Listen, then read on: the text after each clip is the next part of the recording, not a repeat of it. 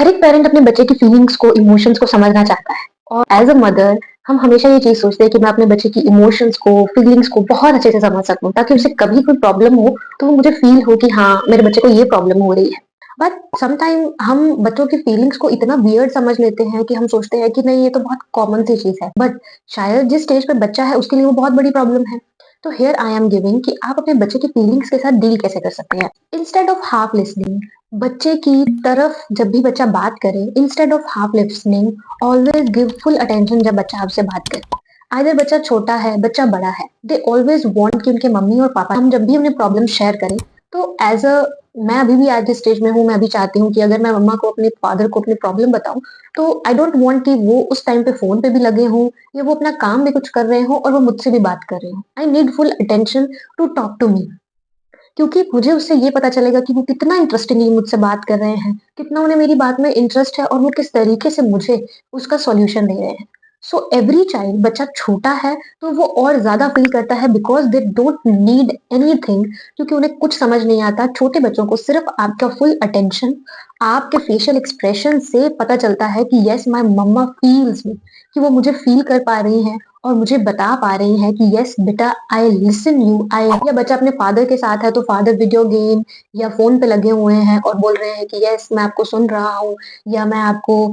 Yes yes yes I heard you. तो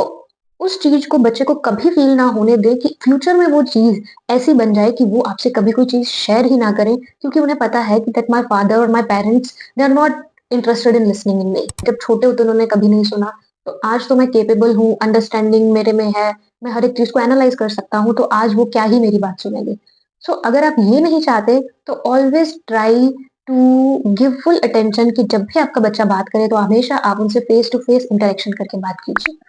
Next, instead of questioning and advice, always try to acknowledge with some helpful words like, oh, hmm, I see. जब आप face to face interaction में ये सब words use करते हैं rather than parrot like talking, और बच्चे की इमोशंस को समझने की कोशिश करते हैं, क्योंकि बच्चों के लिए आपकी क्वेश्चनिंग और आपकी एडवाइजेस उस टाइम पे, उस एज पे कंस्ट्रक्टिवली समझना इज नॉट पॉसिबल, क्योंकि देयर ब्रेन आर डेवलपिंग, उन्हें नो लाइक चीजें और क्वेश्चनिंग और लॉजिक एडवाइजिंग ये सब चीजें नहीं समझ में आती हैं, because they are very much possessive with their own. उस टाइम पे वो अपने से पोजेसिव हैं, या उस टाइम पे वो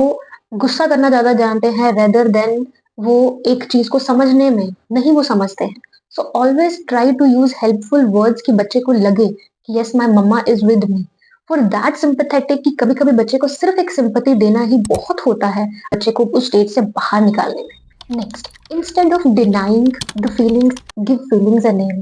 बच्चों के लिए बच्चों के थॉट्स और फीलिंग्स को समझना और उसी में उनको कंफर्ट फील कराना is a very difficult task. Sometime हम सोचते हैं कि ये बहुत ही अनोइंग सी बात है, या बहुत वियर्ड बात है, या बहुत ही ये अजीब सी बात है कि बेटा it's okay. Like for example, अगर बच्चे का टॉय खो गया या बच्चे का टॉय खराब हो गया, if a girl has a doll, तो उसकी वो डॉल खराब हो गई है या वो डॉल गुम हो गई है, सो शी फील लाइक कि मेरा कोई अपना खो गया। She feels because she feed her, she take care of her, वो उसे नहलाती है, वो उसके साथ खेलती है। So instead of saying this कि बेटा it's very weird, कोई बात नहीं हम और ला देंगे, क्या हम इमोशन को समझ नहीं सकते? You are feeling a need कि हम उनकी इमोशंस के साथ या हम उनकी फीलिंग्स के साथ थोड़ा कंफर्ट फील करें कि यस आई नो कि आप उसकी बहुत टेक केयर करते थे, आई नो आप उसको खाना खिलाते थे, ओके कोई बात नहीं, इट्स ओके। तो जब हम उनको ये कंफर्ट फील कराते हैं, तो वो अपने थॉट्स को, अपनी फीलिंग्स को, उनको ये समझ आता है कि yes my mumma is also feeling the same, कि मैं भी वही फील कर रही हूँ, मेरी मम्मा भी अपसेट थी। क्योंकि बच्चों को उनकी फीलिंग्स के ऑपोजिट जब आप बोलते हैं कि what a unbelievable thing is this, कोई बात नहीं हम एक और ले आएंगे, वो एक डॉल ही तो थी, it's not a big deal, उनके लिए वो चीजें एक ऑपोजिट डायरेक्शन ले लेती हैं और उनकी अपनी फीलिंग उनके लिए वर्स हो जाती है। सो इंस्टेड ऑफ गिविंग और instead of denying their feelings, I would say give a feeling her name. उनको उन्हीं की फीलिंग में कंफर्ट कीजिए, बिकॉज आप उस एज पे नहीं है, बट आपका बच्चा जो फील कर रहा है उसकी एज में उसके लिए वो बहुत बड़ी बात है, क्योंकि उसके लिए उसका एक टॉय, उसका प्ले, उसके लिए उसका वो एक जान के बराबर होती है चीज। Instead of explanations and logic जो बच्चों को बिल्कुल समझ नहीं आती, उसकी बजाय आप उनकी विशेस को एक फैंटेसी दे सकते हैं। एक फैंटेसी की तरह हम उन्हें ये इमेजिन करवा सकते हैं कि I wish I could, I wish कि ऐसा होता। समटाइम बच्चे के लिए एक्सप्लेनेशंस और लॉजिक इतनी इजी चीज नहीं होती जितना हम समझते हैं, बिकॉज समटाइम जब हम भी अगर सोचे कि हमने भी अपने टाइम पे या हमें भी अगर कोई अभी चीज चाहिए होती है, we want this thing soon as possible, but our parents जानते हैं कि शायद इस टाइम पे तुम्हें वो नीड लग रही है बट वो वर्थ नहीं होगी।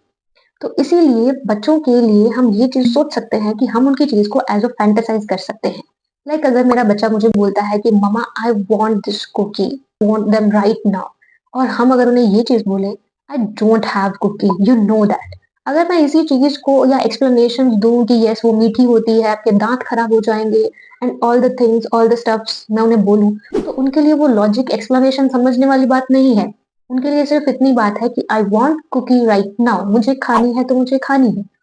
But instead of this, if मैं उनकी फैंटेसी को एनालाइज करने की कोशिश करूं और फैंटेसाइज करूं उनके वर्ड्स को, I wish I could have, अगर होती ना तो मैं आपको पक्का दे देती। फिर बोले कि वो I want them right mama I want, फिर मैं बोल सकती हूँ कि अगर मैं सुपरमैन होती ना तो मैं तुम्हारे लिए अभी ले आती। अगर आप उसकी जो चीजें हैं उनकी जो एक्सप्लेनेशन और लॉजिक जहाँ हम यूज करना चाहते हैं, अगर हमें वहां फैंटेसी यूज करें, तो उनके लिए उनके लॉजिक्स और रीजन एक साइड में होते हैं, और जो उनकी फीलिंग को समझना, उनके थॉट्स को समझना, वो एक साइड में होता है। सो दे वांट्स टू अंडरस्टैंड कि वो ममा मेरी फीलिंग को समझे, ममा मेरे थॉट को समझे, ममा मेरी जो मुझे क्रेविंग हो रही है उस चीज को समझे, रेदर देन कि वो चीज अच्छी है या बुरी है मेरे लिए वो नहीं। So always try to comfort them with the thoughts, with the feelings. So here I have given 4 ways जिससे आप अपने बच्चे की फीलिंग्स को, आप अपने बच्चे की बहुत सी चीजों को बहुत अच्छे से कैटर कर सकते हैं। और कोशिश करिए कि आप इनमें से कोई भी ऐसा तरीका, एक तरीका ढूंढिए, उसे यूज करिए और मुझे कमेंट सेक्शन में जरूर बताइए कि आपने कौन सा तरीका अच्छे से यूज किया।